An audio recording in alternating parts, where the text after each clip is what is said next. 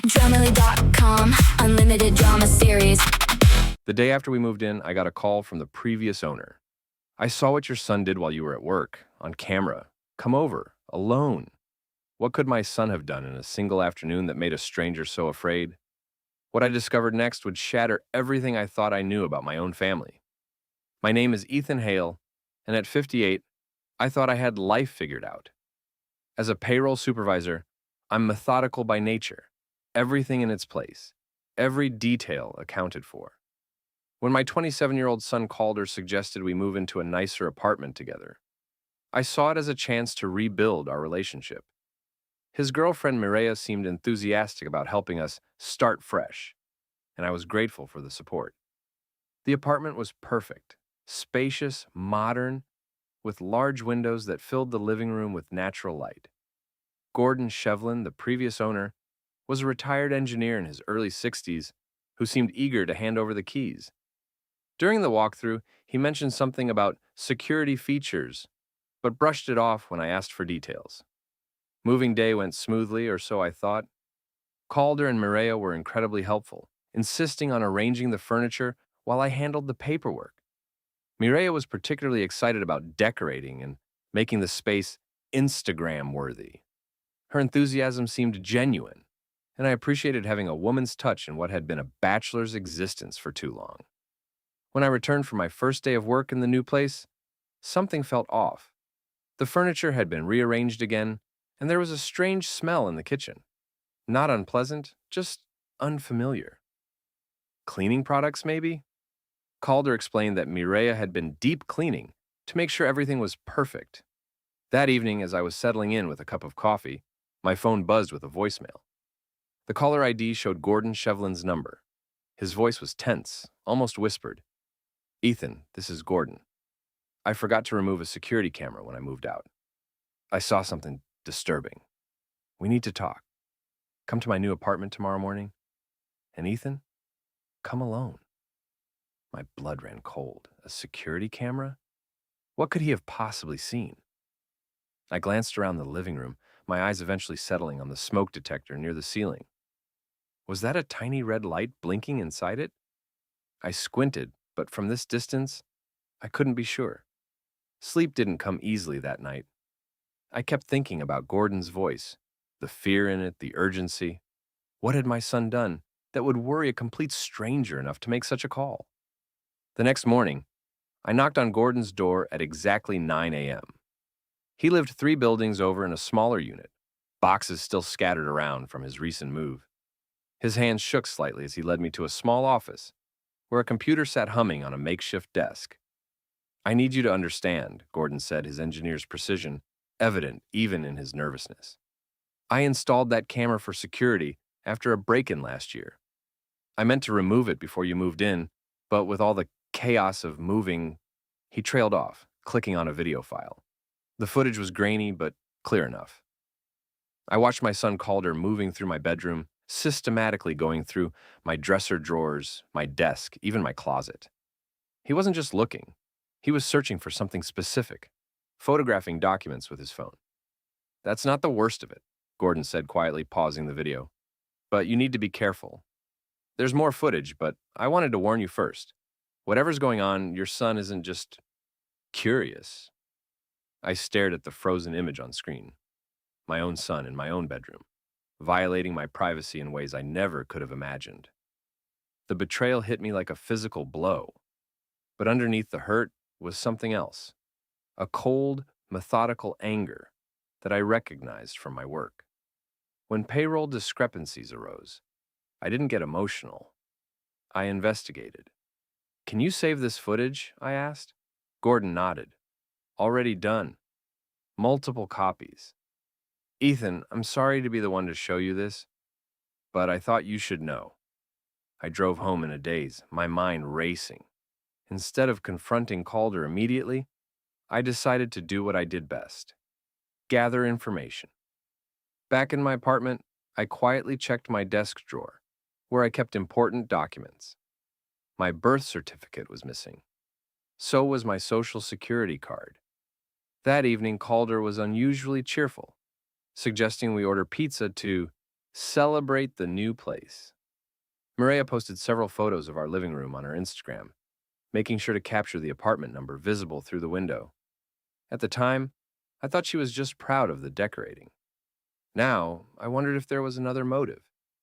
As I lay in bed that night, I noticed something else. On my small desk calendar, someone had circled a date in red ink, 3 days from now. Next to it, in handwriting I didn't recognize, was the word inspection. I hadn't scheduled any inspection. The next few days brought a cascade of small but troubling incidents. My paycheck hit my account as usual on Friday, but when I stopped at the grocery store after work, my debit card was declined. Embarrassed, I used my credit card and made a mental note to check my account when I got home. At work on Monday, Tessa Klein from HR approached my desk with a puzzled expression. "Ethan, we had a strange incident over the weekend. Someone tried to access your payroll information through the employee portal. The attempt was flagged by our security system." My stomach dropped. "What kind of access?" "They were trying to change your direct deposit information. The new account number didn't match our records, so the system blocked it automatically. Did you try to make any changes?" I assured her I hadn't, and she promised to flag my account for additional security monitoring. As she walked away, I noticed something that made my blood run cold. A small yellow sticky note on my computer monitor with a password written on it. I never wrote down passwords, and I certainly didn't recognize this one. That afternoon, I ran into Nina Patterson, my neighbor from down the hall. Nina was a school secretary with sharp eyes and a memory for details. "Ethan," she said, "I hope you don't mind me asking, but have you been running an Airbnb or something? I've seen quite a few strangers coming and going from your place during the day." I tried to keep my voice steady. "What kind of strangers?" "Young couples, mostly. They always seem to have keys, and I've seen them wheeling suitcases in and out. Just yesterday, there was a whole cleaning crew there while you were at work." My hands were shaking as I unlocked my apartment door. Calder and Maria were both out. Again. I went straight to the kitchen trash can and found exactly what I was looking for. A crumpled checklist titled Airbnb Cleaning Protocol, with items like change sheets, restock bathroom amenities, and remove personal items from site. I sat at my kitchen table staring at the evidence in my hands. My son and his girlfriend were running an illegal Airbnb operation out of my apartment while I was at work. But how were guests getting in? And more importantly, where was the money going? That evening, I pretended to watch TV while discreetly monitoring Mireya's social media activity. She posted a story showing our living room with a caption, "Another satisfied guest. Hashtag Airbnb host. Hashtag luxury rental." The post was timestamped 3:47 p.m., right when I would have been at work. Our apartment number was clearly visible in one of the photos. I quietly opened my banking app on my phone. What I found made my stomach lurch. There was a new external transfer set up on my account. $500 had been moved to an account I didn't recognize just that morning. When I dug deeper into my recent statements, I found a pattern of smaller transfers going back 2 weeks, always on weekdays, always when I would have been at work. When Calder came home around 10 p.m., I was sitting in my chair reading. He seemed almost giddy, chatting about his day and asking about mine with an enthusiasm that now felt performative. "Dad, you seem tense," he said, settling onto the couch. "You need to relax. Maybe you should take a vacation or something." "Funny you should mention that," I replied carefully. I was thinking the same thing. The next morning, my phone buzzed with a text from an unknown number. "Guest arriving 3 p.m. today. Please have key under mat as discussed. Looking forward to our stay." I screenshotted the message and added it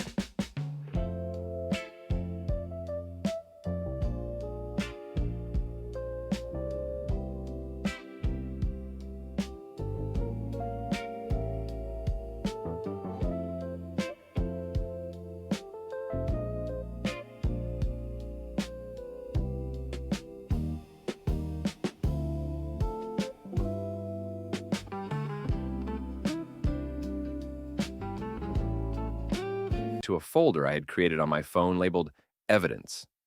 That weekend, I drove to my brother Ronan's house across town.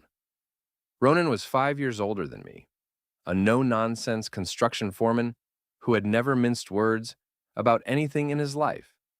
If anyone could give me straight advice, it was him. "You're being treated like a goddamn ATM," Ronan said bluntly after I explained the situation. "And you're sitting there documenting it like it's a work project instead of your son stealing from you. I need evidence before I—" Evidence? Ethan, he's committing fraud. He's forged your signature. He's using your home as a business without your permission, and he's stealing your money. What more evidence do you need? Ronan was right, but my methodical nature demanded a complete picture before I acted.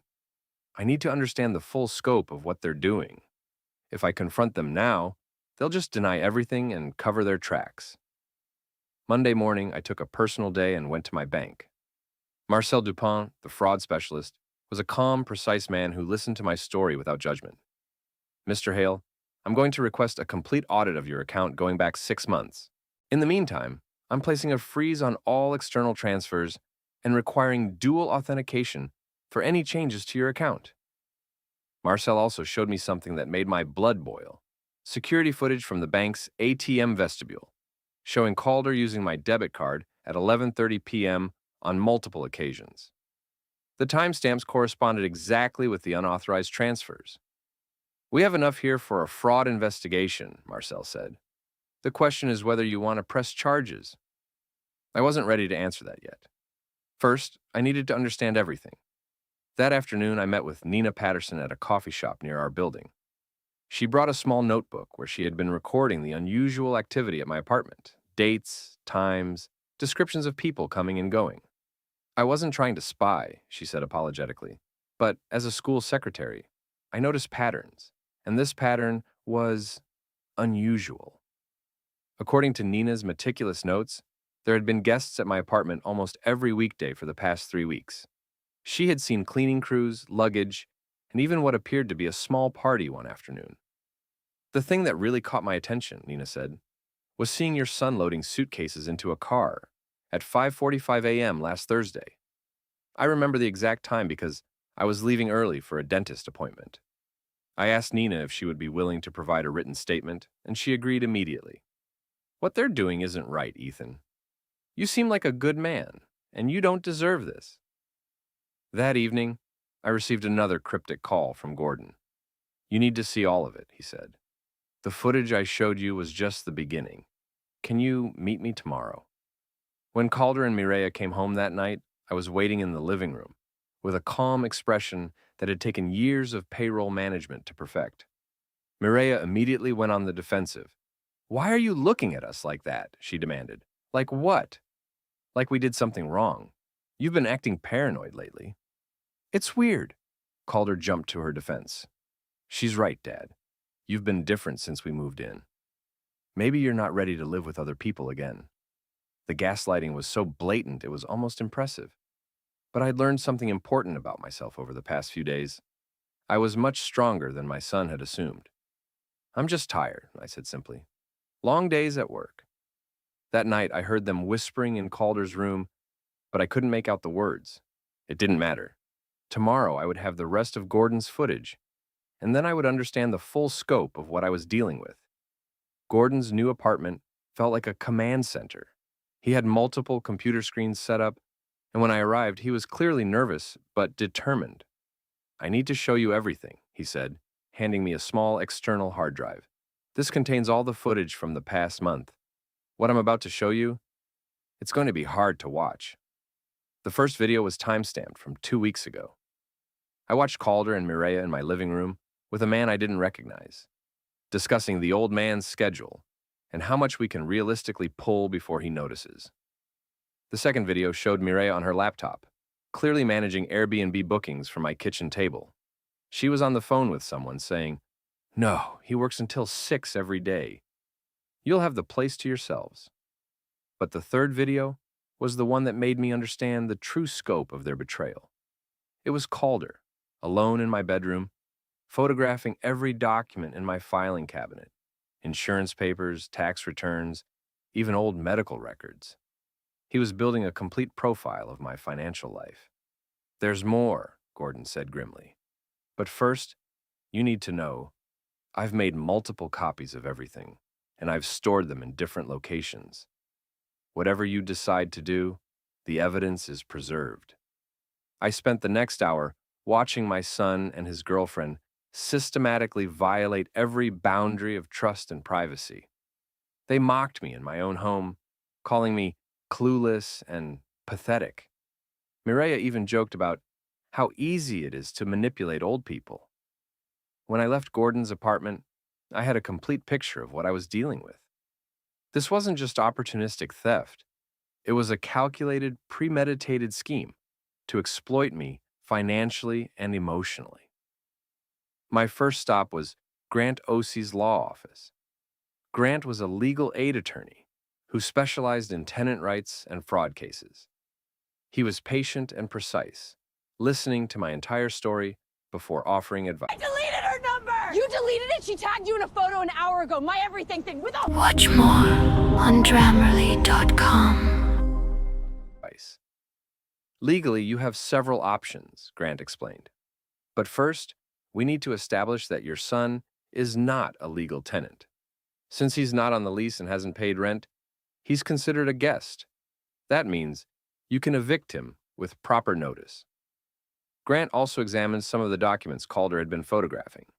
This is interesting, he said, pointing to a building management form I had supposedly signed. This isn't your signature, is it? I looked at the form more closely. It was an application to add Calder as an authorized resident with building access privileges. The signature was close to mine, but the E in Ethan was wrong. Too curved, too elaborate. He forged my signature to get building access, I realized. That's felony fraud, Grant said simply. Combined with the financial theft and the illegal subletting, you have a very strong case. But Ethan, once we start this process, there's no going back. Are you prepared for the consequences? I thought about my son, the little boy I'd raised, the young man I'd tried to help. But that person was gone, replaced by someone who saw me as nothing more than a resource to be exploited. I'm ready, I said. The next few days were a whirlwind of documentation and preparation. I photographed every piece of evidence, made copies of all the bank records, and compiled a timeline of every incident. Nina provided her written statement, complete with dates and times of the unauthorized guests. Building management was very interested in my complaint. Apparently, they had received noise complaints about my apartment, as well as reports of unauthorized parties and excessive guest traffic. The forged signature on the resident application was particularly concerning to them. I also found something else that chilled me, a scratched keycard under my doormat. It was programmed for guest access to the building, which explained how the Airbnb guests had been getting in. Grant helped me prepare the formal eviction notice, which I sent via certified mail to establish a legal timeline. I also changed all my passwords, set up new security on my bank accounts, and installed a security system in my apartment. But I wasn't done gathering evidence. Mireya had made a crucial mistake. She had been documenting everything on social media. I spent hours screenshotting her posts, many of which showed the interior of my apartment with timestamps that proved when guests had been there. The most damning evidence came from her banking activity. Marcel at the bank had helped me trace the money flow, and we discovered that all the Airbnb payments were going directly to Mireya's account. She wasn't just participating in the scheme, she was running it. One evening, as I was organizing all the evidence into clearly labeled folders, I received a text from Mireya that made my blood boil. You can't stop us. You're old and weak, and nobody will believe you over us. She had no idea how wrong she was. The final week before my confrontation with Calder and Mireya was the strangest of my life. I went to work every day, maintained my normal routine, and acted as if nothing had changed. But underneath my calm exterior, I was preparing for war. Grant had helped me finalize all the legal documents. The eviction notice was legally served, the fraud complaint was filed with the bank, and HR at my company had completed their investigation into the payroll security breach. Every piece of evidence was documented, copied, and stored in multiple locations. I met with Nina one more time at a cafe near our building to get her final statement. She had continued monitoring the activity at my apartment and had some disturbing new observations.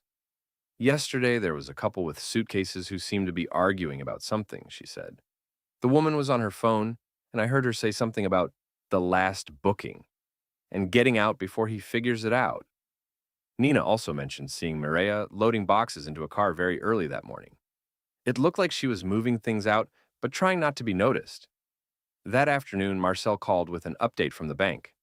We've been able to reverse most of the unauthorized transfers, and we've frozen the receiving account pending investigation. The fraud investigation is moving forward, and they'll likely face criminal charges. Tessa from HR also had news. The payroll audit is complete, and we've found evidence of multiple unauthorized access attempts. We've reported it to law enforcement as attempted identity theft. Your account is now flagged with maximum security protocols. But the most important call came from Gordon. I need you to come over right away, he said. Building management wants to meet with you. They've seen the evidence and they're taking action. When I arrived at Gordon's apartment, I found more than just Gordon waiting for me. The building manager, Mrs. Chen, was there, along with a police officer and a representative from the property management company. Mr. Hale, Mrs. Chen said, we've reviewed all the evidence you provided, and we're treating this as a serious security breach. The forged documents alone are enough for criminal charges, but the illegal subletting and the fraud scheme make this much more serious. The police officer, Detective Rodriguez, was particularly interested in the hidden camera footage. This is premeditated fraud, he said after reviewing the videos. The planning, the documentation, the systematic theft. This isn't a family dispute. This is organized crime. They explained that they wanted to handle the confrontation in a controlled environment, with witnesses and legal representation present. A formal meeting would be held the next day in the building's community room, with all parties required to attend. Mr. Hale, Detective Rodriguez said, I want you to understand that once we proceed with this meeting, criminal charges will likely follow. Are you prepared for that? I thought about the text Mireya had sent me, calling me old and weak. I thought about watching my son mock me in my own home, calling me clueless and pathetic. I thought about the systematic violation of my trust, my privacy, and my financial security. I'm prepared, I said. That night, I sat in my apartment, reviewing everything one last time.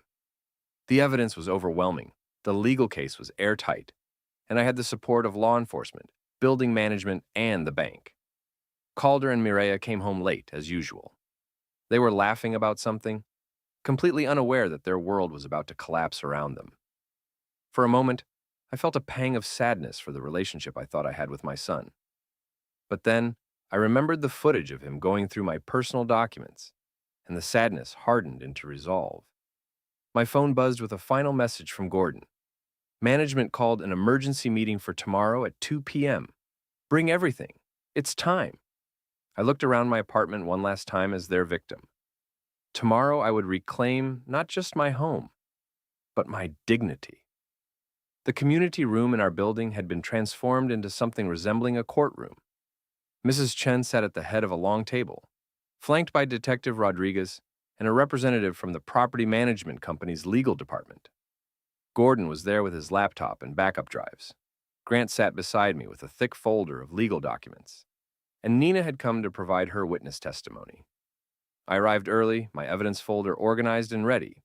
Every bank statement, every photograph, every piece of documentation was labeled and cross-referenced.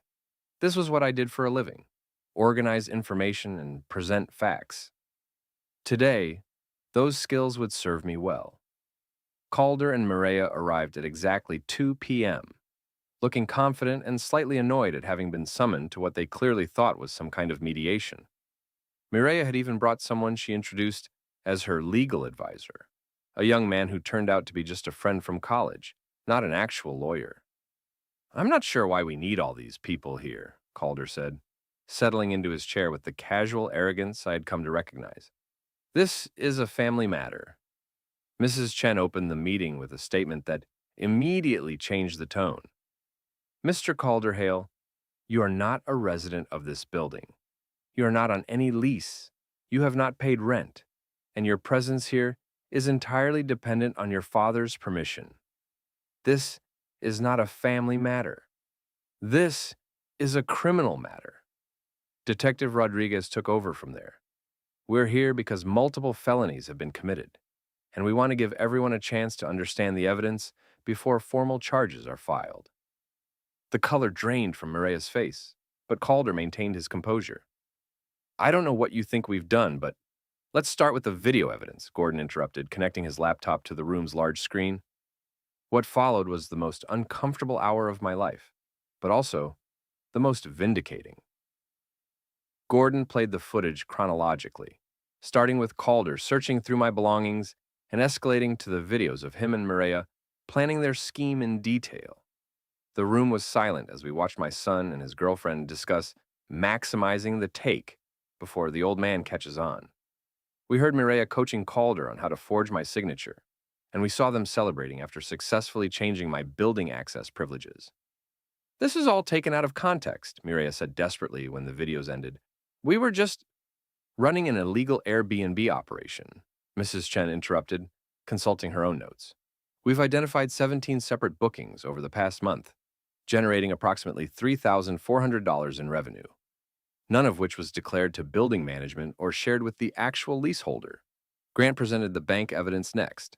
The pattern of transfers, the ATM footage, the attempted payroll changes, it painted a picture of systematic financial fraud that had been planned and executed with precision. The bank has reversed the unauthorized transfers, Marcel's voice came through the conference phone. But the attempted identity theft and payroll fraud are federal crimes. The FBI has been notified. Mireya tried one last desperate gambit, turning to me with tears in her eyes. Ethan, please. You're like a father to me. We made some mistakes, but we can fix this.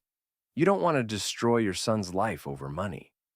I looked at her for a long moment, remembering all the times she had called me old and weak, all the times she had mocked me in my own home. When I spoke, my voice was calm and steady. You're right that I don't want to destroy my son's life, I said. But you already did that when you turned him into a criminal. Detective Rodriguez presented the formal charges: fraud, identity theft, forgery, illegal subletting, and violation of building security protocols. The evidence was overwhelming, and the case was airtight. Mr. Calder Hale and Miss Mireya Rosales, Mrs. Chen announced, you are hereby banned from all properties managed by this company. You have 24 hours to remove your belongings from Mr. Ethan Hale's apartment, and this removal must be supervised by building security. As if on cue, Mireya's phone buzzed loudly. She glanced at it, and her face went white. Airbnb suspended my account, she whispered. They're freezing all payments pending investigation. The meeting concluded with Detective Rodriguez formally serving papers to both Calder and Mireya. They would be arrested if they returned to the building without supervision, and criminal charges would be filed within the week. As everyone filed out of the room, Calder approached me one last time. Gone was the arrogance, replaced by something that might have been genuine remorse. Dad, he said quietly, I never meant for it to go this far. I needed money, and you seemed like you had so much, and I held up my hand to stop him. Calder, I would have given you money if you had asked. I would have helped you find a job, co-signed a lease, paid for training or education. I would have done anything for you except let you steal from me. He stood there for a moment, perhaps finally understanding what he had lost. Then he turned and followed Mireya out of the building, escorted by security. That evening, I sat in my apartment, truly my apartment now, and reflected on everything that had happened. My phone buzzed with supportive messages from Ronan, from Nina, even from some of my coworkers who had heard about the situation. But the most meaningful message came from Gordon. You handled that with more grace than they deserved. Your apartment is secure, your finances are protected, and your dignity is intact. That's what real strength looks like. 3 weeks later, Calder and Mireya were formally charged with multiple felonies. The Airbnb investigation revealed that they had been running similar scams in other cities, using family connections and fake identities to exploit trust and steal money. I never heard from my son again, though I learned through Ronan that he eventually took a plea deal and served 18 months in minimum security prison. Mireya received a longer sentence due to her role as the primary organizer of the scheme. As for me, I learned something valuable about myself during those difficult weeks. I had always thought of myself as quiet and methodical, maybe even weak. But when pushed to my limit, I discovered that there's tremendous power in patience, documentation, and the careful application of facts. Respect, I realized, must be enforced, not begged for. And sometimes the most devastating response to betrayal isn't anger or emotion. It's the calm, systematic presentation of truth. I still live in that apartment, and I still see Nina in the hallway sometimes. Gordon and I have become friends, bonding over our shared experience and his inadvertent role in saving me from a much worse fate. The hidden camera is gone now, but I've learned to trust my own instincts. And I've learned that family loyalty is not a free license for exploitation. Real love requires boundaries, consequences, and sometimes the courage to say no. My son thought he was dealing with a weak old man who would never fight back. Instead, he discovered that underestimating someone can be the most dangerous mistake you ever make. The red light on that smoke detector stopped blinking the day I reclaimed my life, and it's never blinked since.